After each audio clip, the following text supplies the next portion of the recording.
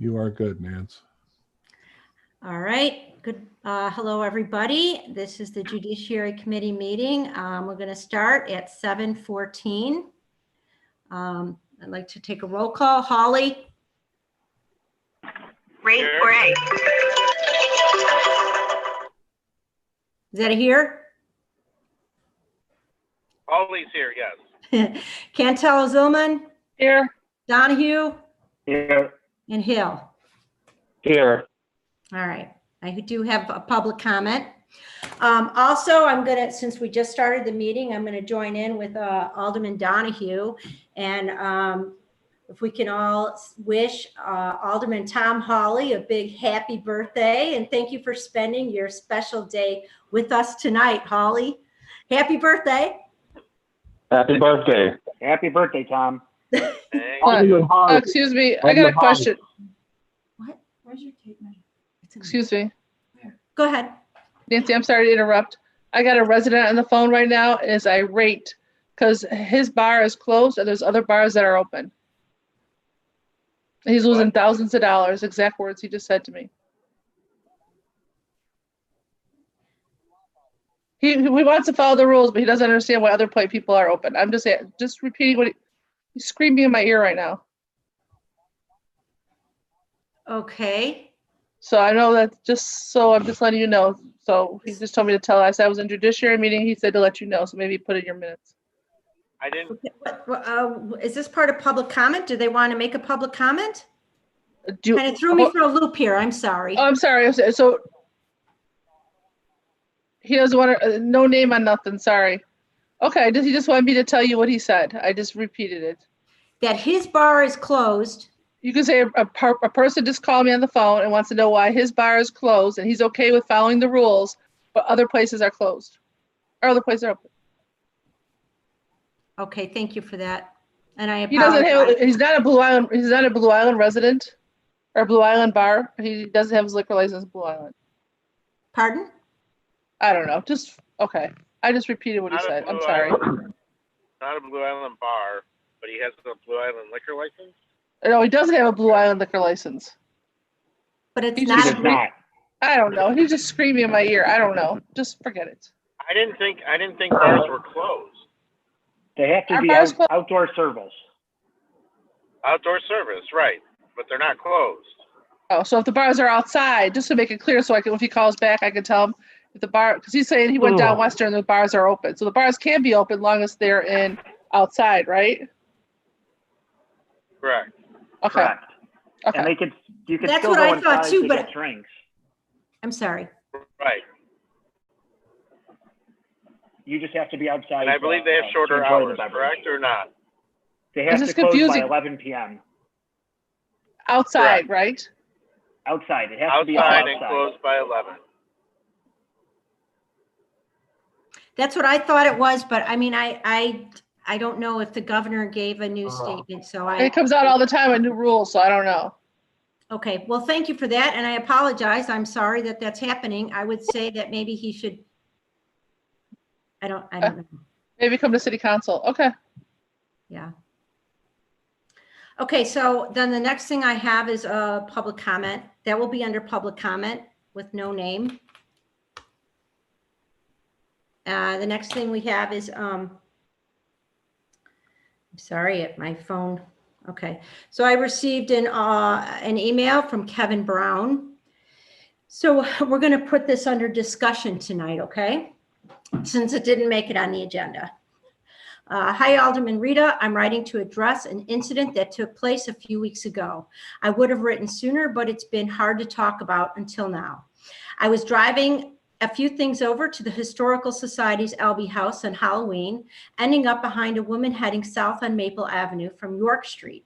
I noticed pretty quickly that there was an elderly woman slowly walking across Maple, just south of New Street. And though I expected the woman in front of me to hit the brakes to let the woman finish crossing the street, she never did. She hit the woman going roughly 25 to 30 miles per hour, killing her. I pulled over, called 911, and ran over to the woman lying in the street, but she was already gone. I stayed behind and made sure the police knew what happened, tried to console the woman who hit the elderly woman as best I could, and went home. Backing up a bit, I can tell you this is far from the first incident I've witnessed at this intersection. Several minor car accidents and countless close calls, some resulting in road rage incidents. And it's in my opinion that a four-way stop be implemented at Maple and New. And I think looking into the same at Maple and High is a good idea as well. Maple is a heavily traveled street, especially for a residential area. Access Health next door to the Albee House sees hundreds of patients and visitors each week, and Maple is routinely used as an alternate route by people looking to circumvent the all too often freight trains that clog 127th Street. In more dangerous situation with kids streaming down the block in the morning and afternoon, many times, I'm sorry, I skipped a sentence. In normal times, Whittier and Kerr schools create an even more dangerous situation with kids streaming down the block in the morning and afternoon, many times paying little to no attention when crossing at intersections. I ask that this request is added to your next agenda, at least as a discussion item, and I hope that it's taken seriously. I understand there is a process to follow, and if the city's engineering contractor or if their, engineering contractor needs to be explore options, I'd be glad to discuss with Eric. I'm also happy to join the discussion with your committee if you think that would be helpful. Just let me know what I can do to push this forward. As guilty as I feel for not doing more before this incident, I can't imagine how awful it would be to see history repeat itself. So that was a pretty emotional email, and I told Kevin that we would definitely discuss it tonight under the discussion. So I'm going to move on though, and we're going to go to the things that are actually, to the items that are actually on the agenda. Oh, I also had another item that was brought to my attention, an email from the dentist, but it went to several other aldermen, so it wasn't part of public comment, but I told the dentist that we would discuss it tonight under our discussion. So I don't have anything formally to read, but I can, we can talk about that after. Okay, so the first item on the agenda to vote on is the to amend the overnight parking ordinance. I'm hoping that all of you had a chance to look at it. I had a chance, we tabled it last time because we had some questions regarding Chief Arzab. So I was able to get a hold of her on Monday through Lori Salgado, so kudos to Lori. The chief was able to make some time, and so we discussed this a bit at length. So she gave me some, so she explained that the reason for, she wanted the paragraph under section 1, the third paragraph down.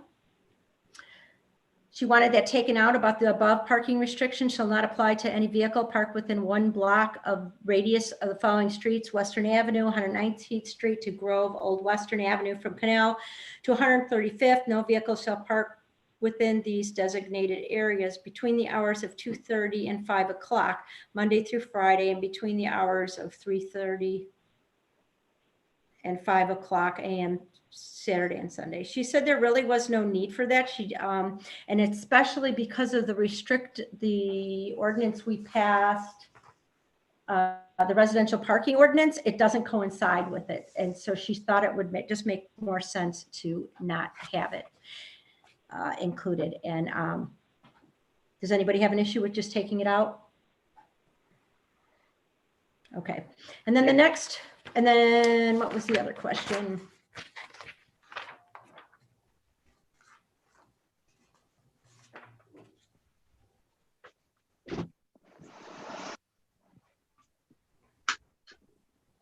Oh, I'm sorry, under section 2, she thought that the chief thought it would be better if we explained because the language we had could have been misinterpreted. So the sentence she added with the 7 overnight passes. So the 7 overnight passes within a calendar month, that means 1 night. So if you're going to call in, remember we wanted to make it easier for the for the constituents. And if you have somebody staying over for 3 nights, then you don't have to call Friday, Saturday, and Sunday. You only call once. But that would still constitute 3 overnight passes. So the sentence she added was, each submitted request is valid for 1 vehicle for a single calendar date. Exceptions may be requested for consecutive nights. Any person requesting permission to park overnight on consecutive nights shall provide the police department with the calendar dates for the first and last date for the requested exception. Each single date within the consecutive night request counts as one. This is the part that we added, or she added. Each single date within the consecutive night request counts as 1 pass, not to exceed 7 for the calendar month. Everybody okay with that? Yeah, that's fine. Okay. Okay. Does somebody like to make a motion to pass the ordinance, the overnight parking ordinance? Chairman, I so move.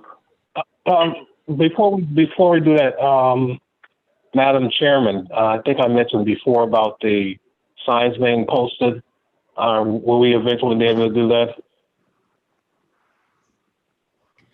Okay, so that went to other committees. I don't know if you recall, I sent my minutes out and I'm going to be reading that at council meeting, but we did, that would go, that was discussed in public safety and also I think community development. So that doesn't belong in this committee, but we did say that the clerk's office would send reminders in a reminder in the water bill, and also when it comes time to renew our city sticker, and when what was the other, BITV. Oh, and also have handouts, so when new residents come in to maybe pay a water bill or whatever, if to make sure that they get the handout and that they're aware of the of it. So once it gets passed at council meeting, I can email, well, obviously Clerk Hauser is on the line and he's aware of these changes, and I can email for BITV for them to put it on the TV. Okay. Thank you. Okay. So motion by Donahue, second by Alderman Hill. right, Hill. And now I got to take I have to poll. So Donahue, Aye. Cantelo-Zylman, Aye. Hill, Aye. Hawley. Aye. Okay.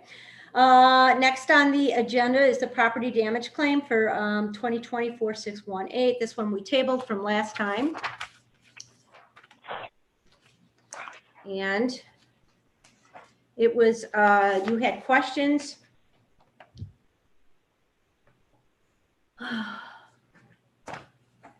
For the city attorney. So I emailed the city attorney. Good morning. The Judiciary Committee had 2 property damage claims on the agenda. One was passed, one was tabled. There were a couple of questions. 2029 was passed to authorize payment. Oh, never mind. Okay, so 2020-4618 was tabled. The committee had a few questions. I actually asked this question before, but the committee has asked again. Why has it been recommended to start paying the golf ball damage claims? Why didn't we in the past? 2, why were the others recommended to pay and 2020-4618 was recommended not to pay? Why the denial? If you could please explain in easy to understand language. I don't think they're looking for statutes and legal jargon. They just want to understand the reasoning and why we are authorizing to or not to make the payment. I can read your response at the next judiciary. And then Carrie answered and said, Alderman Rita, thank you for your email. Neither I nor Kelly Burke were aware of the city's policy to deny to deny golf ball damage claims. When requested to review the $275 claim made by a resident for a broken window caused by a golf ball, in fact, this was the first such claim we had been asked to review. Regardless, in deciding whether to recommend payment of the claim, I took into account the fact it was a resident whose window was broken and who also found the golf ball that broke her windows on her living room couch. The resident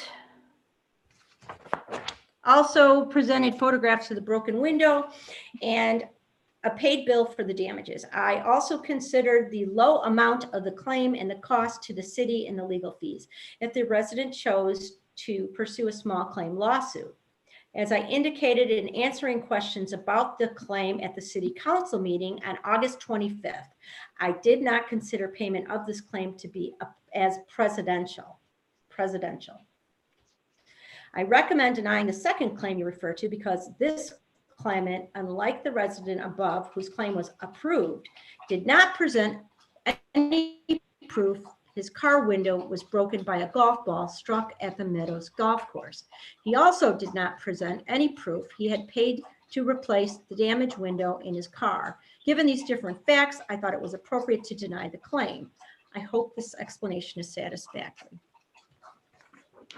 Let me know if you need help. So,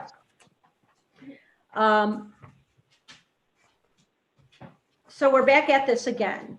I did talk to the supervisor, Theodore Ruthenberg, and he said that in fact, the ball did, even though there wasn't a picture of the golf ball in the car, it did in fact hit his car.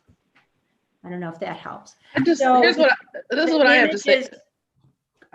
So the damage is $207. So here's what I have to say. I worked at the golf course, and there's a lot of people that get hit with those balls, a lot during the year. I think that it's crazy. Once we start paying these, we're gonna be. I could go to a baseball game and get hit. They're not gonna pay for my ball or my window, and I could go and say, oh, what happened at the golf course? I think it's just. I don't know. I think it's especially if it comes out of the golf course budget. It's gonna. I'm telling you, won't have no money left in his budget. I don't know. I don't know if it comes out of the golf. I don't know. Just so it could be thousands of dollars a year. That's a good thing. I'm sorry. Go ahead. No, I'm just saying it could be $1,000 a year. If once we start paying one, we got to pay otherwise. It's discrimination. That's just my opinion. Maybe I'm wrong. Well, I agree with you to an extent. I actually feel that I feel like we should just approve this one since we approved the other one, and then maybe going forward, just not approve them anymore. But that's just my opinion. What else? Anybody else? Nobody else. I just think it's a lot of money. I mean, we pay this one, the next one we're going to pay one next week, and then we'll have to pay one after that, and after that. I mean, it could be a lot of. Where do we draw the line? Maybe there should be an ordinance. We don't pay them. I don't know how that goes. I'm just throwing it out there. We can work on that. Well, I was wondering if is there any signage at the golf course that says, you're parking there at your own risk, kind of like at the metro stations? I think that's a good point. And I think this car was driving past. It says he was driving in the report. Yeah. Thank you. He's driving past.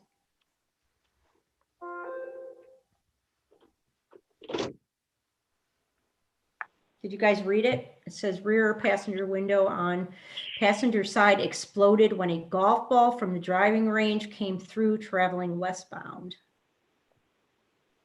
by the driving range. Struck by a golf ball from the driving range. That's very random. Two moving objects. Yeah, what are the? Yeah. So what do you want to do? Does somebody want to make a motion to pay this and then we going forward, we not? Or do you want to just deny it, or what? How do you want to handle this? But doesn't your insurance pay for it? I'm just curious.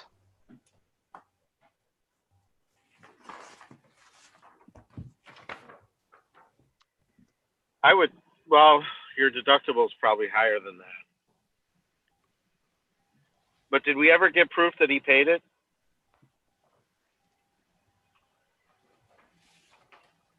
I didn't call the constituent and ask. I asked It's the, not, they live, I they don't even live, they live in, I think they live in Chicago, Nancy, the yeah, person. And the receipt they gave us isn't a receipt, it's just the invoice for the work. I'm just saying, once we pay this, we're gonna be paying them all the time.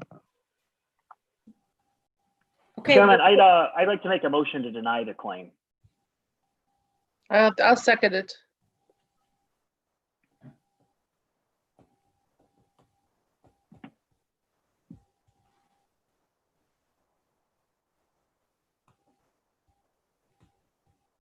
Okay.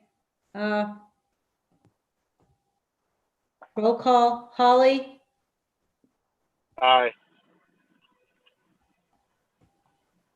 Donahue, Aye.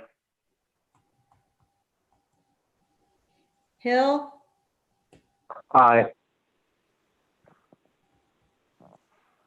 who am I missing? Cantelo-Zylman? Aye. And I vote no. Just because of the, we vote, just because we paid for the other one. Thank you.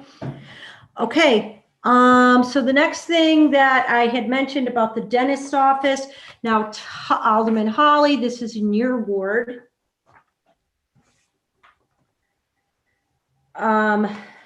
This has to do with the residential parking. Did you have a chance to see the email? I don't mean to put you on the spot. I apologize. I got a call from him, yeah, and the email, yeah. Okay, I called and I know Clerk Heiser, we talked about it, and I also called the dentist today. And initially, I thought it was just an error I thought that it was just a matter of just having to take a sign down, but that was not the case. So, so we were thinking that maybe it could be considered, because I know we talked about it, not putting signs in front of businesses at length. And I initially thought this could be, and I talked with Clerk Heiser today, that it was kind of a Scrivener's error that we could just, since we already talked about it and voted on, but after further thought, and then Alderman Farnwell had sent an email also asking that a separate ordinance be drafted. In the meantime, then I had called our legal attorney just to make sure, I didn't know if it would be okay for us to just do a consensus, like a voice vote consensus, and able to send it to city council rather than having to wait till next December. But it sounds like because we want to make change, we actually need to make a change, that we can't, we have to, make sure. So anyways, and then also when I was talking to the chief, she also had mentioned that under section 3, I'm sure you don't have it in front of you, I do, but some of the verbiage sounded like that it needed to be more generalized. It sounded like they wanted to read, if you have a City of Blue Island city sticker. So it would read, it shall be unlawful for the operator of any vehicle other than a resident of City of Blue Island to park said vehicle in front of or adjacent to residential home in a residential parking area as set forth in section 2. Rather than there was language in here stating that, I'll read it. I get street designated as a residential parking area whose vehicle is registered at that address or is owned or leased by the resident's employer and assigned to the resident. So it makes it sound like the resident who lives there is the only person who can park there. That's the way Clerk Heiser interpreted it, and also the chief, where me and another alderman were talking about it, and we interpreted it to mean that you just need a city sticker because it's residential parking. But since there's such difference, that maybe we should, if the committee agrees, just take that verbiage out and keep it simple and just say it is unlawful for the operator of any vehicle other than a resident of the City of Blue Island to park, blah, blah, blah. What do you guys think? That's the first thing. And then the second thing is the dentist's office. So we'll first tackle this. What do you guys think? Do you agree, disagree?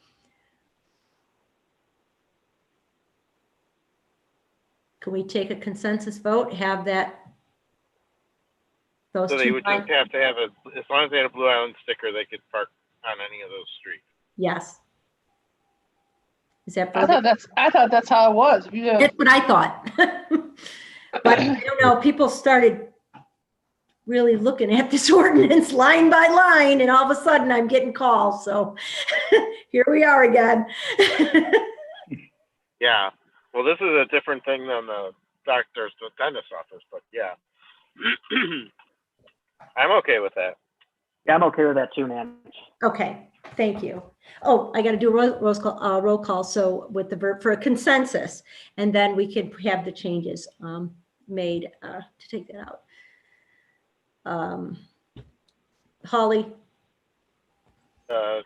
Sure, I consent. I don't know which one. We're not voting, right? It's just you're just getting just a consensus that you're okay with taking that verb. okay with it. Okay, I'm okay with it. Yeah. Donahue, I'm okay with it as well. Cantelo-Zylman, Yeah, I'm okay. Hill. Yes, I'm fine. I'm okay with it. Awesome. And then the next thing is the dentist's office. So the dentist, I didn't get his okay to read his email. I forgot to ask if I could read it during public comment. So, but he did say that I could bring up that, you know, we talked, and I believe Randy or Clerk Heuser talked to the dentist as well. And Alderman Farnwell was, he had sent that email. But basically it sounds like he wanted, hold on a minute. That, where are my notes? Okay, so basically under, if you have, it would be number 3, section 2, number 3, where it addresses Walnut Street, and it would be only this section, Walnut and Gregory. So where the South Suburban Dental Office is. And the language, that particular part of the sentence is, and on the south and north sides from its intersection with Gregory. And all we need to do from talking to the dentist, because he said he would like it to be something to the effect of, wait, let me get its text, intersection of Walnut and Gregory. Hold on one second. I'm sorry.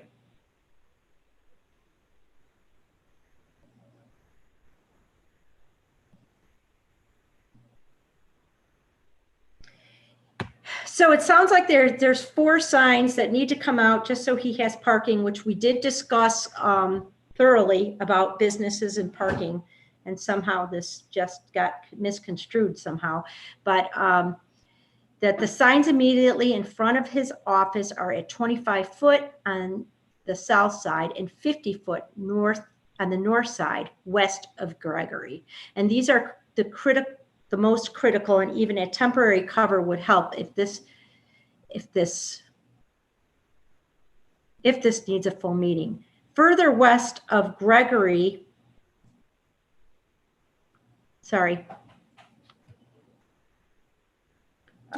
west of Gregory, signs on both north and south are at approximately 190 foot and could even be moved slightly closer, either 160 or 170, to protect the neighbors a little better. I understand this is a fluid situation and may need to be addressed differently. So it sounds like he basically would like the sentence, so let me read it, and on the south and north sides from its intersection from 100, what you guys be the judge of, his text said either 160 or 170, right? I just wrote down 150 feet, but whatever you guys think. From 150 feet west of its intersection with Gregory Street on the east to a point on the west where it intersects with the alley located east of Western. So there wouldn't be residential parking within that area.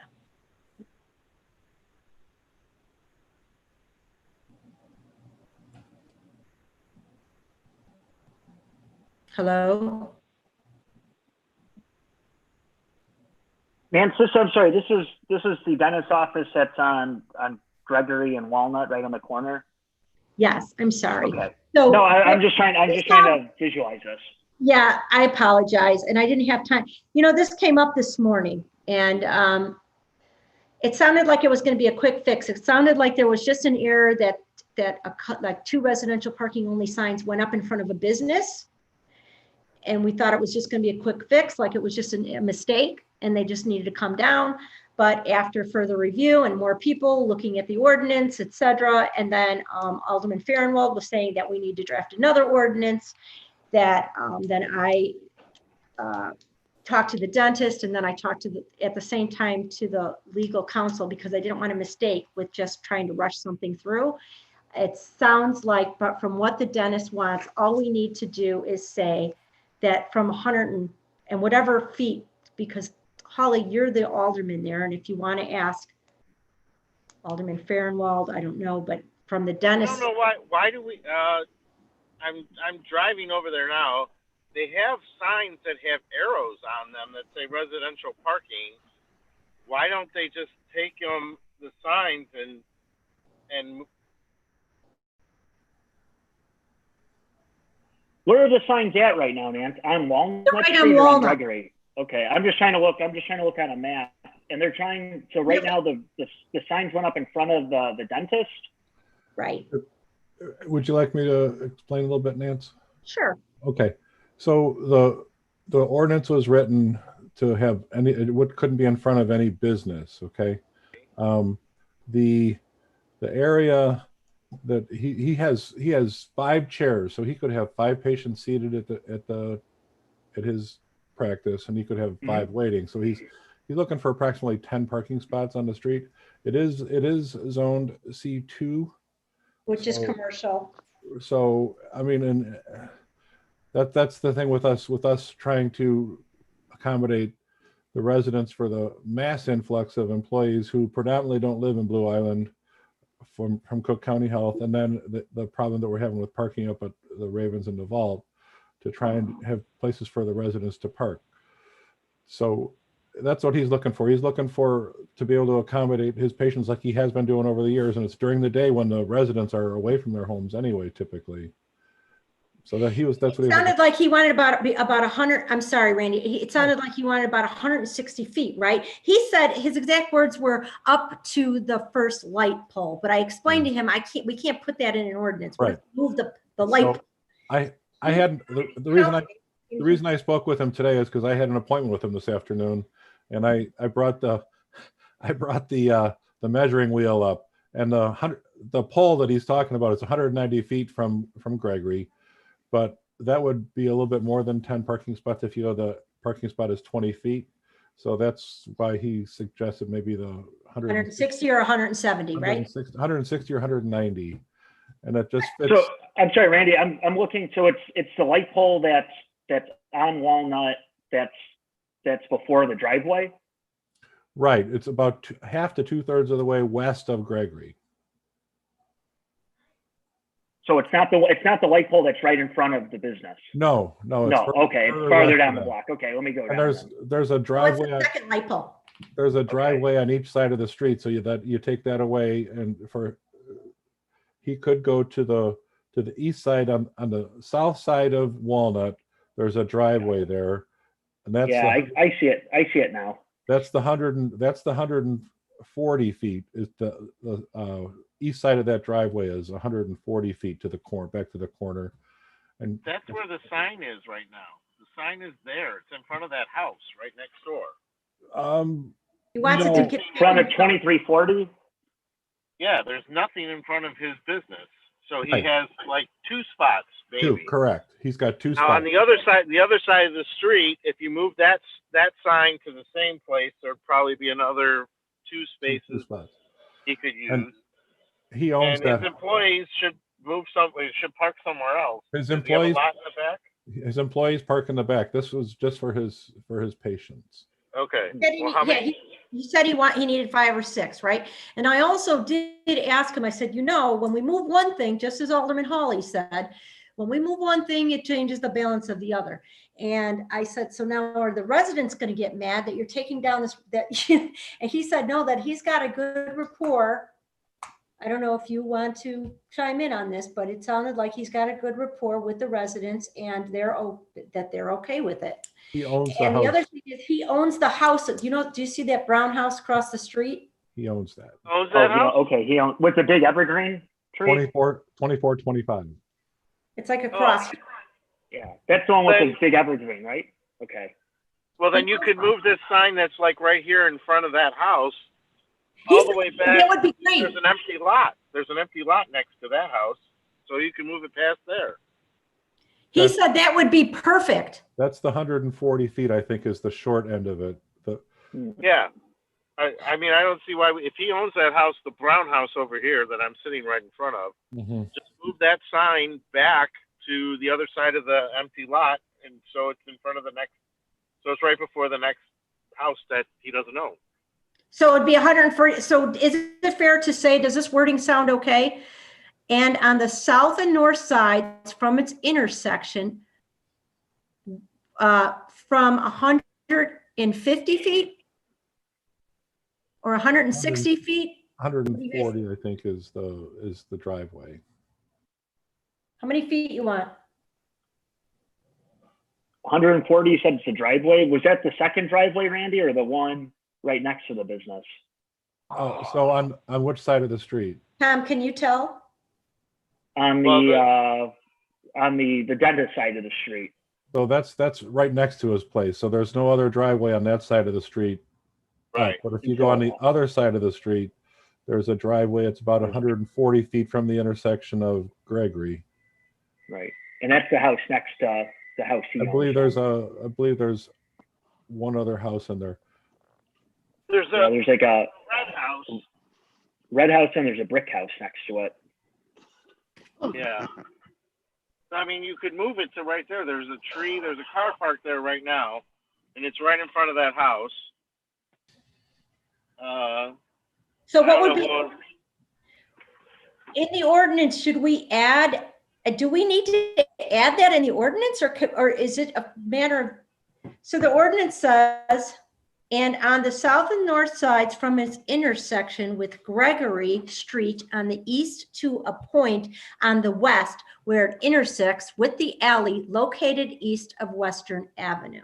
So the way that would read would be where Walnut Street, 140 feet west of the point where it intersects with Gregory to the alley. So not where it intersects with it's where it's 140 feet west of where the street intersects. What?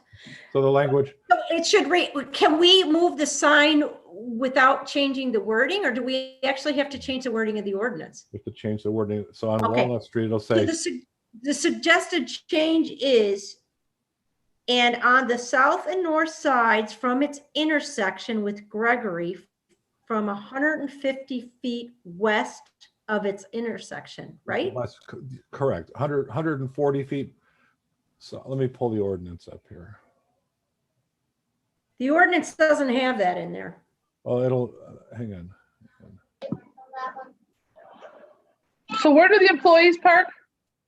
In the back. In the back, in the lot behind the house. They're behind the Business. dentist office.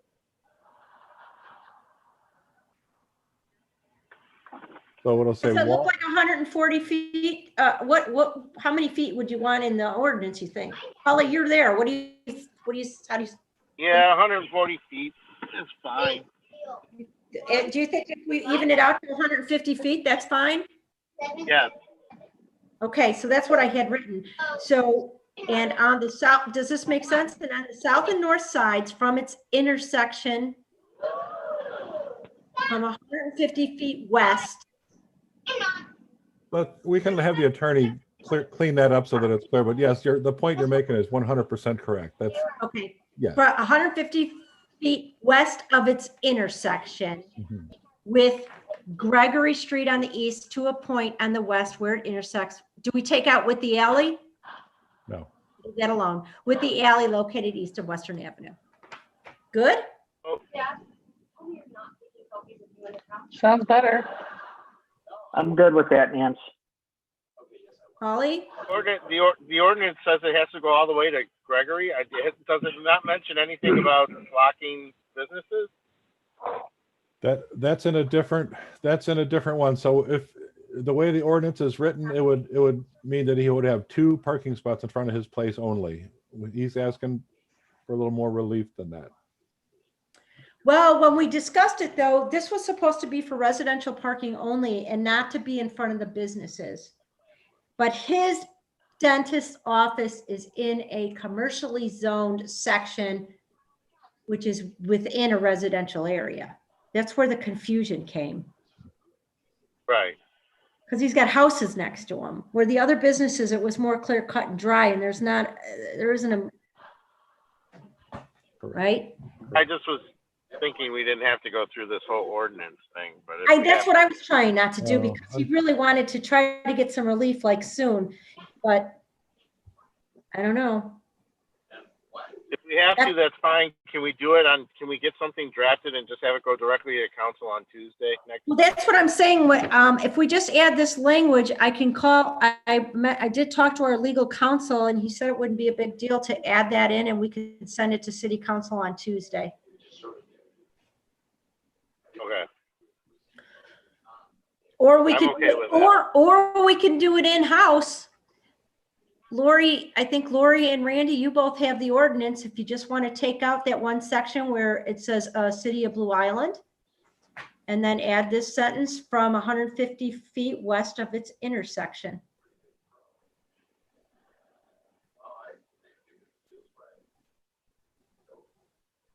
We could do that too. And have it, as long as we have a consensus. Correct, Randy? You would need a consensus because you can't vote on this. It's not an agenda item. Because we did talk about this at length and it just somehow.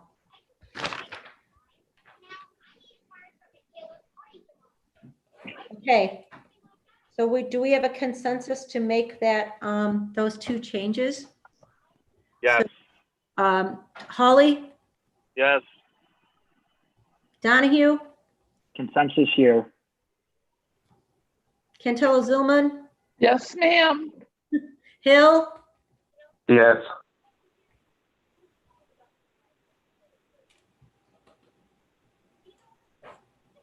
okay. Is it fair to say that we could probably just do this in-house? I'm sure we could do that. We could amend it. We just, yeah. Okay, very good. That's awesome. And then I did mention to Lori Salgado that we may need to put this under judiciary for Tuesday's meeting, so she is aware of it too. Okay. Okay. Wow, I thought this was going to be a 10-minute meeting, so I apologize. I didn't think it was going to be 30 minutes. Anybody have any other issues or any concerns, or can we adjourn this meeting? Nance, I move to adjourn. Awesome.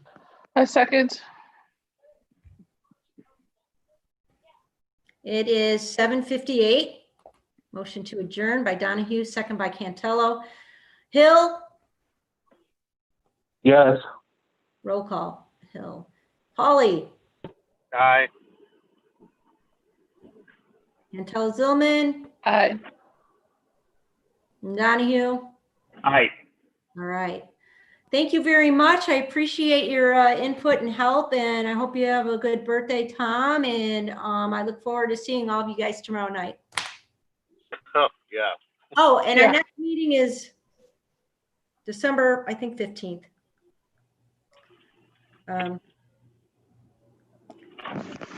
December 15th at 7 p.m.